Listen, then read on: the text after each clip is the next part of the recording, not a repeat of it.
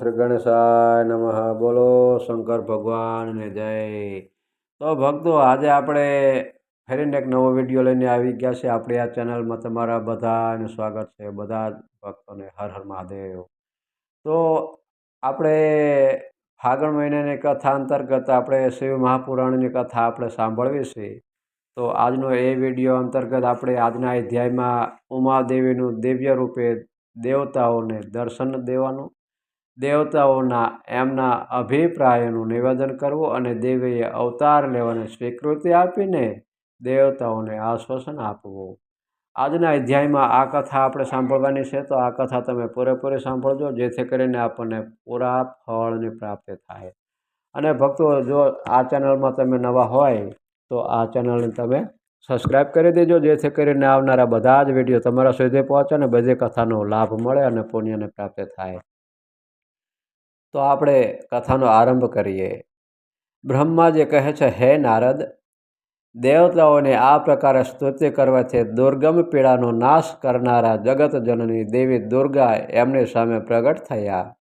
એ પરમ અદ્ભુત દિવ્ય રથ પર બેઠેલા હતા. એ શ્રેષ્ઠ રથમાં ઘૂઘરમાળ લાગેલી હતી અને મુલાયમ પથરી પણ પથ્થારેલી હતી. એમના શ્રી વિગ્રહનું એકે એક અંગ કરોડો સૂર્યથી પણ અધિક પ્રકાશમાન અને રમણીય હતો.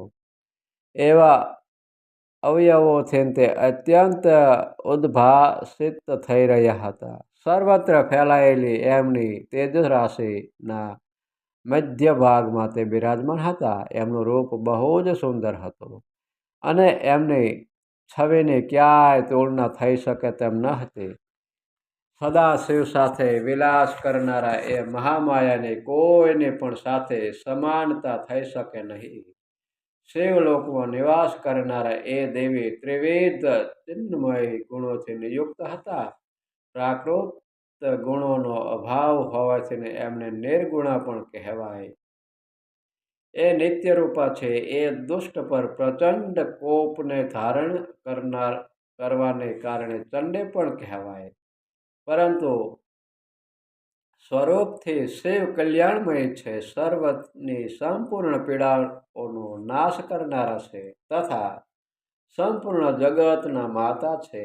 એ જ પ્રલય કાળમાં મહાનિદ્રા થઈને સૌને પોતાના ખોળામાં ઊંઘાડી દે છે તથા એ સમસ્ત સ્વજનો ભક્તોનો સંસાર સાગરથી ઉદ્ધાર કરી દે છે. શિવા દેવીની તેજો રાશિના પ્રભાવથી દેવતા એમને સારી રીતે જોઈ ન શક્યા. ત્યારે એમના દર્શનની અભિલાષાથી દેવતાઓએ પુનઃ એમનું સત્વન કર્યું.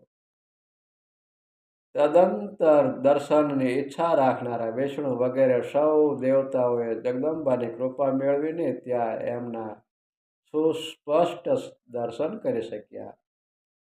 એ પછી દેવતા બોલ્યા, હે અંબિકે,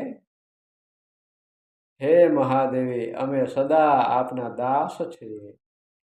આપ પ્રસન્નતાપૂર્વક અમારું નિવેદન સાંભળો. પહેલા આપ દક્ષના પુત્રી રૂપે અવતીર્ણ થઈને લોકોમાં રુદ્રદેવના વલ્લભા થયા. એ સમયે આપે બ્રહ્માજી તથા બીજી દેવતાઓના મહાન દુઃખનું નિવારણ કર્યું હતું.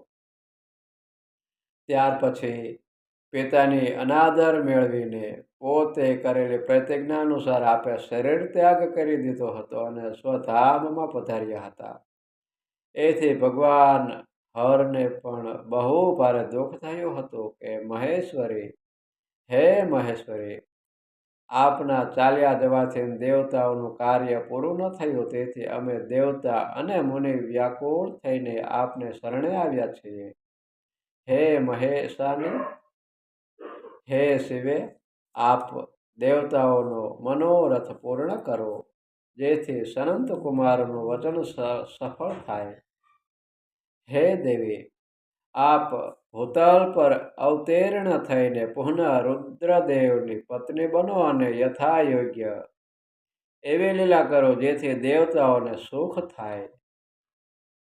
હે દેવી, આથી કૈલાસ પર્વત પર નિવાસ કરનારા રુદ્રદેવ પણ સુખી થશે. આપ એવી કૃપા કરો જેથી બધા સુખી થઈ જાય અને સર્વનું બધું જ દુઃખ નષ્ટ થઈ જાય. બ્રહ્માજી કહે છે, હે નારદ, આવું કહીને વિષ્ણુ વગેરે બધા દેવતા પ્રેમમાં મગ્ન થઈ ગયા અને ભક્તિથી વિનમ્ર બનીને ચૂપચાપ ઊભા રહ્યા. દેવતાઓની આ સ્તુતિ સાંભળીને શિવા દેવી બહુ પ્રસન્ન થયા. એમના હેતુનો વિચાર કરીને પોતાના પ્રભુ શિવનું સ્મરણ કરતા કરતા ભક્તવત્સલા દયામયી ઉમાદેવી એ સમયે વિષ્ણુ વગેરે દેવતાઓને સંબોધિત કરતા બોલ્યા.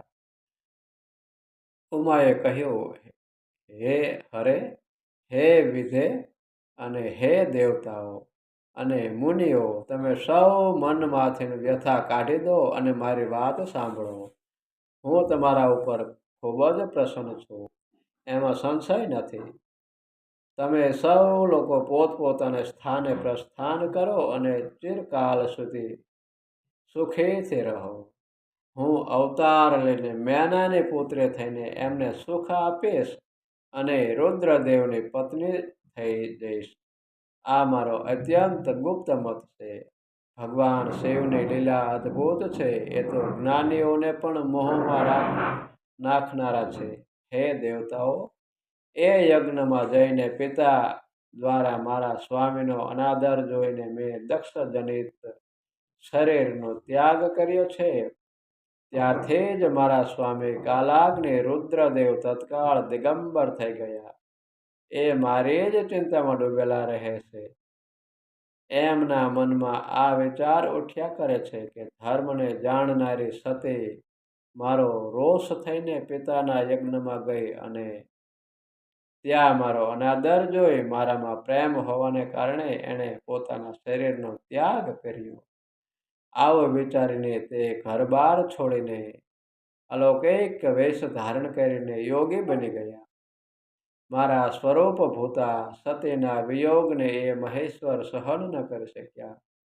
હે દેવતાઓ, ભગવાન રુદ્રની પણ એ અત્યંત ઈચ્છા છે કે ભૂતલ પર મેના અને હિમાલયના ઘરમાં મારો અવતાર થાવો, કેમ કે તે પુનઃ મારા પાણી ગ્રહણની અભિલાષા રાખે છે.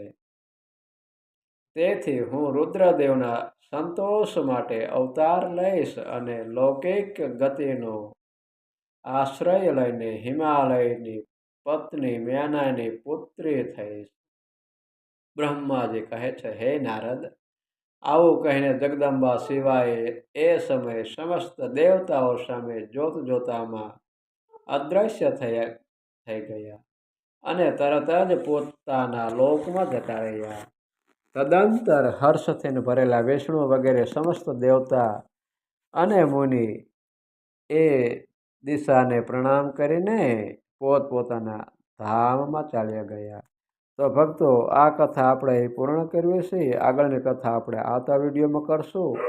ત્યાં લગીને તમે મને રજા આપો અને આ વિડીયો બીજા ભક્તોને પણ શેર કરજો, જેથી કરીને બીજા ભક્તોને પણ આ કથાનો લાભ મળે અને પુણ્યની પ્રાપ્તિ થાય. તો અત્યારે બસ આટલું જ. મને રજા આપતો. આવતા વિડીયોમાં ફરી મળશું. જય શ્રી શંભુ. હર હર મહાદેવ. શંકર ભગવાનની જય.